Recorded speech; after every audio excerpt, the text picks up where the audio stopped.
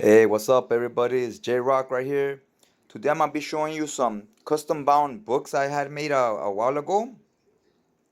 Now, custom bound is like you get your single issues, you remove the ads and so forth, and you have them bound into a hardcover, right? So if you try to do this, I do it with like some old '90s issues that are from series that no longer exist, they're not gonna ever go up in value. You don't want to do that with your expensive key issues or stuff like that, or things you think might go up in price. You do this with stuff like this that's kind of no longer exist, characters that are no longer around, so there's never gonna be any like buzz or anything around them, right? So like this Gen 13, this is a cover to issue 12. I had this done at Hutcher and Binderies.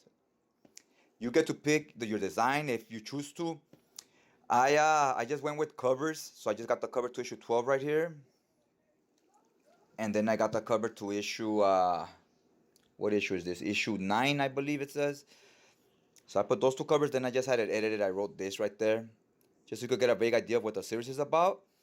Then down here I had it right. I include Gen 13 issues 0 through 5 of the miniseries, and then 1 through 9 and 12 through 24 of the ongoing.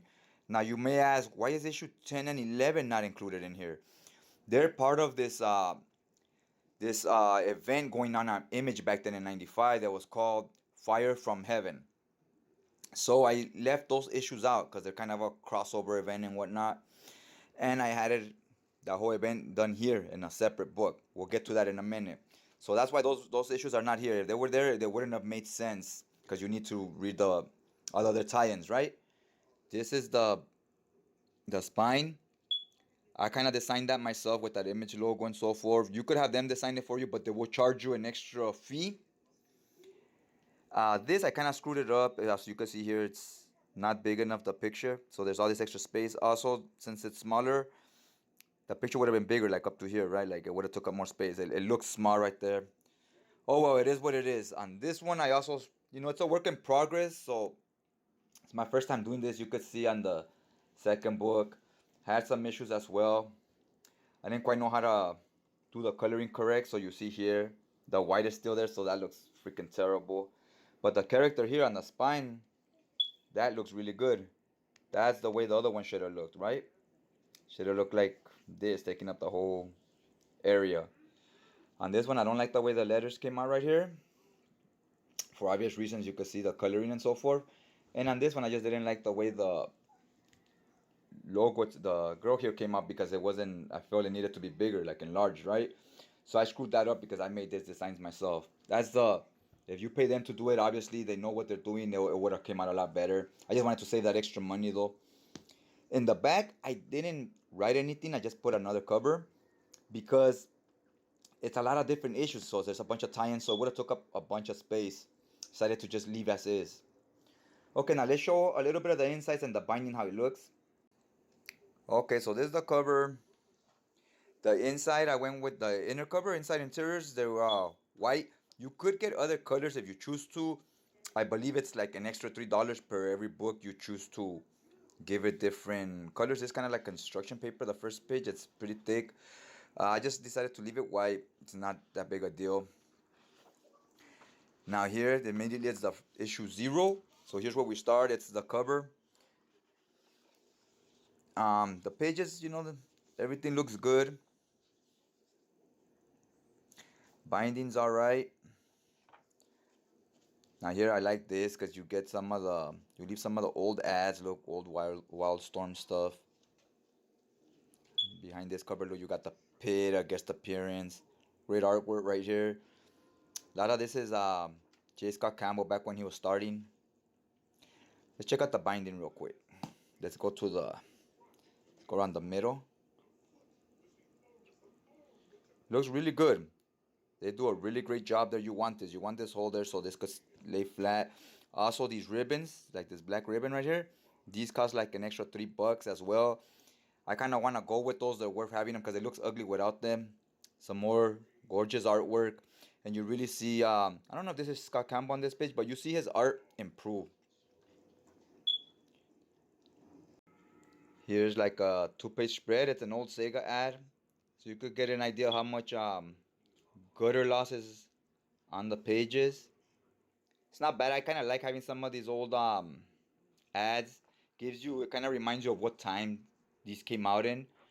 Once the series is done, after issue 24, I added this little mini series called Robot Ruckus. You got like 2 pages at the end of each Gen 13 issue. So when you add them all together, it's like a little 5 issue mini series or whatever. Clearly, it's kind of comedic. Clearly, different art. After this, I added a few extras from the. Let's go back here to the end. I added a few extras from the letter pages back here. You know, interviews with the creators. Nowadays, you get all this. You could Google it or you get it on interviews on YouTube and so forth. But back then, you know, you got these on magazines or on the end of single issues. Here you get some fan art. I added this at the end. I thought this was pretty cool to see what the fans say and what the creators say.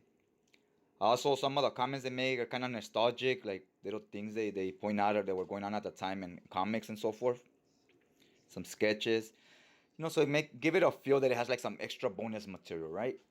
The end is another white cover. Check out the other book. Here's the Fire from Hell. This is a Wildstorm crossover, so you get the Gen 13, you get the Stormwatch, you get the Wildcats, the Scrifter right there, you get Team 7, the gold guys I believe were Wetworks. You get everybody from the Gen 13 universe, right? These are kind of easy to keep up with because they'll say right here, for example, Chapter 1, right? And here will tell you it's issue 1 of whatever series. Alan Moore, you know, he obviously helped out on this, but it's a lot of different writers as with all events. Issue 1. It says here, issue 1 was on Wizard Magazine 1/2. It's a cool cover right there. Then you get some, oh, you know what the hell this is. Oh, I think that's what they charged me. Okay, so here you get a bunch of different crossovers. Like I said, if you want to know what exact issues are on this, just go to Google Fire from Heaven event, and I'll tell you all the issues that are on there. If you're looking for them at your stores, at your comic shops, and you want the back issues, it'll be easy. Just chapter 1, chapter 2, and so forth. Grifter statue. Some of these, I never read this event, so I'm not familiar with it at all. I'm excited to dive into it eventually. Here, after some of these issues, you get some of this stuff that I couldn't put towards the end because, so on this book, I don't have all the extras at the end, all the letters pages and so forth. I have them like in between issues, just because of the way it's laid out. It was a little trickier to do that. San Diego Comic-Con before it was a huge thing.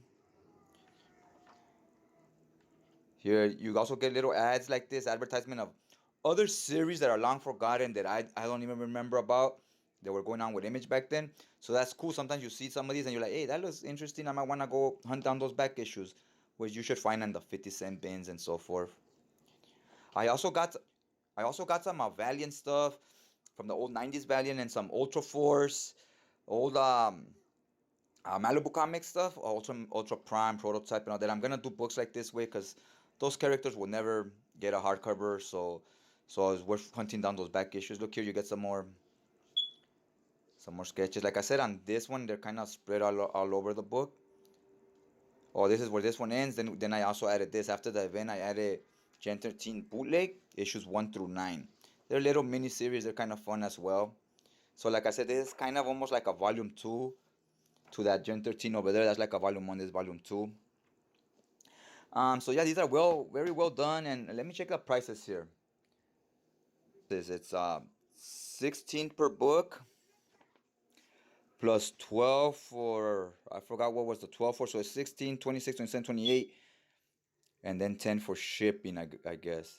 Forgot what the 12 was for. I think for the bands, the black bands that I put on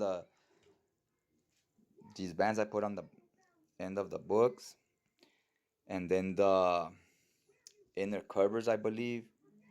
But yeah, check it out. This is the name of it right here. Hoocher's Bindery. I'm very happy with it. Any mistakes that were done on it, it was on my part, on the design and so forth. That's because that's the way I emailed them the pictures. But the process, what they did themselves, I'm very happy with it. And the prices are not bad. It's better if you send like 5 or 6 books to have done. Don't just send one because then the shipping is going to come out kind of expensive. Send a lot at once. And then they want you to try not to do them too much thicker than this. This is about the size of the Hellboy hardcovers, because they can affect the binding if they're too thick. You know, don't try to make a huge book with like 60 issues, right? It's not gonna work. Cut it down into 2 books of 30, which is what I did here with these two. 30 issues, 30 issues. I think that's 28 issues, and this one's 30. Okay, guys, hopefully you like this video. Hopefully it gave you a little information in case you're considering doing this type of stuff. And go ahead and check them out.